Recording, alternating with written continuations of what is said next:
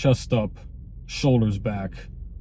This is Revival Wrestling, where I have better wrestling takes than you, and you know it. And I don't know if you guys saw, I heard the audio on Jim Cornette's show. I don't know where the original one came from, but it was Kenny Omega talking about how he doesn't think he really should be an EVP, and he was talking about All Out.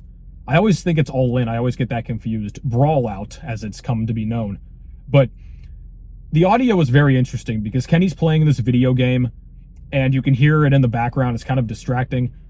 I think he was on a Twitch stream. All these wrestlers now are such geeks, man. They just wrestle and basically cosplay, then they go play video games. It was really interesting because Kenny essentially turned, at least in terms of his opinion or his first, I guess, public stance on the matter since All Out happened.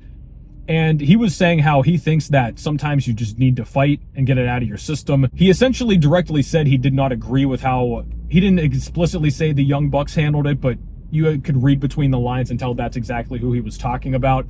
And he even said that he was still on friendly terms with Punk. But even Kenny now, who is, I believe, technically still an EVP of the company, and he's good friends with the Bucks, and he's one of AEW's most beloved figures. I mean, he's one of the figureheads of the entire company. He was whenever it started. Even now that he's injured, he's still very revered by their audience. And Kenny gets a lot of criticism, deservedly so, especially from somebody like Cornette. I don't dislike Kenny that much. I think he's simply just not a good actor. In the ring, I think he's very talented. I've never understood the criticism of him in the ring. I mean, dude, he's athletic, he's agile, he's fast. I think his moves are good. The One Wing Angel, I mean, it's not the greatest finisher, but I do like it. I think the V-trigger is really cool. He's just a very easy wrestler to watch, if you ask me, because he just moves around so fluidly. He looks like a guy that is a trained athlete, unlike a lot of other wrestlers now where it just looks terribly fake, and they just do these corny chops and all this stuff. But Kenny's never been a good promo. Some of his promos, man, I've watched, I'm like, it's just all right. Other ones, I've been like, oh my God, he can never talk again. Do you remember the one he cut before he fully left with whatever stomach problem he's dealing with? Some people said that he was zooted out of his mind on painkillers and stuff. Maybe that's why it was so bad. But it was him and Jericho, the Golden Jets, and they were talking to Ricky Starks and I think Big Bill. And I have a whole video on this. I talked about it because it was just so insanely bad, but it was one of the worst promos ever. And it's part of a list of very bad promos Kenny's done. So I think he's the type of guy to where he can either be a babyface and just not talk a whole lot, or if he's going to be a heel, he needs a manager. Regardless, though, he's very liked by that audience. And what I find very funny is that not only did Kenny speak out against the Bucks, essentially, and he's still friendly with Punk, he is somebody that draws more eyeballs than the Bucks, you would assume, right? I mean, I've seen the recent ratings. Every time the Young Bucks come on TV, the ratings go down by a noticeable amount. I don't remember the last time Kenny was on TV to really compare it. I mean, he's not really a ratings draw. Again, he's very much entrenched in the indie scene and the indie mind of all these people. Like, people who are new to wrestling or walking down the street that might know about WWE, maybe they know about Roman Reigns. They don't know who Kenny Omega is. But even so, in that company, he is foundational. And even he is now kind of going against the grain of the Bucks and Tony Khan. Because Kenny, again, did not outright say Tony Khan is bad in that interview. He did not explicitly say anything about Tony Khan, but if you could read between the lines, he was saying Tony did not do a good job of this, how he managed it. And, I mean, dude, we're at the point now, really, who is on the side of Tony Khan and or the Bucks? Because I guess they work as a unit. I even saw a report recently saying the Young Bucks did not want to air the All Out footage, and then Tony Khan just was like, no, we're going to do it anyway, which, vintage Tony Khan, right? He makes the worst decisions possible every single time he can. I mean, you got to give Tony Khan credit, dude. He is just such a bad decision maker. He can't make consistently good decisions. I mean, let alone one good decision. He just can't do it. He makes the wrong decision every time, bro. And even going back to All Out, what this all originated from, I mean, guys, think about this. CM Punk left AEW. Some people say, oh, he didn't quit, he was fired. I believe he quit. I have no reason to doubt him because what he said about All Out matched up with the footage. He wasn't there just lying about it. Was it 100% accurate in terms of everything he said? Maybe not, but I mean, the footage lined up with what he said. So I mean, just in general, man, if we've learned anything over the past few years, you can't trust pretty much anything that comes out of the AEW camp's mouth, whether that is Tony himself or his associates or Meltzer, whoever. They run cover for this company, man, and I get why they do, because the publicity's terrible. A lot of that due to Tony Khan, of course, because the guy cannot make competent decisions to save his life. He just shoots that brand in the foot every single chance he gets, and it never ends, man. I mean, dude, Tony Khan has like an unlimited amount of ammo. He shoots himself in the foot. He's like, ow, that hurt. Shoots himself in the foot again. Empties the clip, reloads it out. He's just ridiculous, bro, truly. But everybody at this point knows Tony Khan is not a legitimate boss. The whole Punk interview with Ariel Helwani really brought that into light. But I think everybody, I was talking about it for a long time, Cornette was, but I mean, dude, anybody with a functioning brain, let alone even experience in the industry, but even if just as a fan, you can just see it. I mean, the incompetence is staggering. It's so apparent. But who does Tony Khan have left on his side, man? I mean, of course, the wrestlers are going to stick up for him. He pays them way too much money. I mean, dude, I've thought about going to wrestling school just to try to work at AEW. Seriously. I mean, dude, we're at the point now where you can just exist as a wrestler, and if Tony Khan sees you, he'll probably sign you to a 6-figure deal, at least very comfortable 5 figures, to work maybe once a week, if not. I mean, some of these guys don't even work a couple times a year, and AEW is still paying them. It's completely crazy, dude. I mean, Tony, again, no, just everything. He's just so, I could do like a 45-minute rant on all the terrible things he's done. A bigger channel might have to do that, just going over all of the terrible times of AEW, and Tony being at the corner of that. The Bucks disagreed with Tony about the All Out footage. You have guys like FTR now. Have you seen FTR on Twitter, especially Dax? Dude, he is just simping for Tony so hard on Twitter now.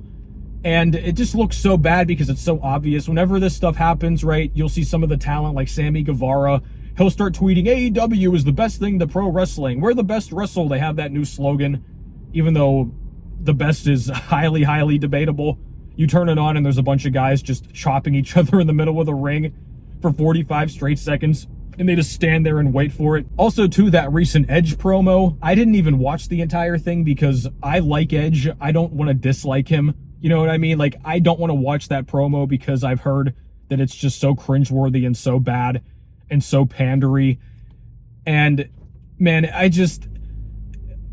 this company, man, is just fascinating, like, to watch. And I saw the recent Forbes valuation. They're like, AEW is valued at $2 billion. I'm like, bro, I don't know where on earth you could possibly get that figure from.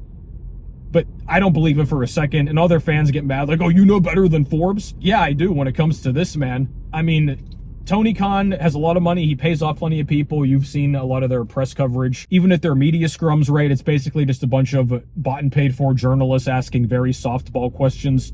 I suppose you could say the same about WWE too. I mean, no one's immune to this, right? But people that act like AEW is this totally neutral party and that, you know, it's like, oh, the negative press about them is all just from haters and pro WWE Fed stands. They'll just say Fed all the time. They love that word, the Fed, the Fed. It's like, no, man, this is all self-inflicted. And yet again, another person in a prominent position, this time Kenny, he's questioning things now publicly, just on a Twitch stream, just totally riffing. He's not hiding it. He didn't really beat around the bush that much. He said as much as he could candidly while still being professional because Kenny, he's a very nice dude. He doesn't strike me as the type of guy to step on toes, but even he's had it.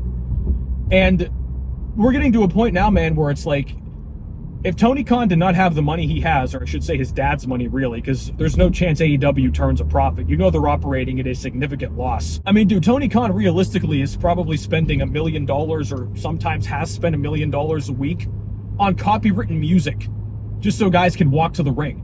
But what really stands out to me is just the fact that CM Punk is in your company, and Tony Khan threw that away because of Jack Perry. I mean, guys, think about this. Jungle Boy, as he used to be known, they called him one of the 4 pillars of AEW.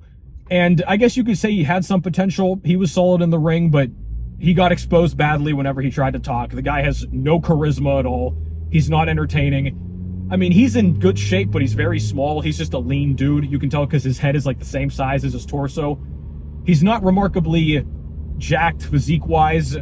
I mean, he's just not that good. He's like just a typical guy who, if he's going to be a pro wrestler, he should be on the mid-card or even the lower card for his entire career. He just doesn't have it. He just simply does not have the talent, and he's never going to. But that's what blows my mind, man. I mean, Punk was like, hey, Tony, can you deal with this? And Tony's like, what do you want me to do?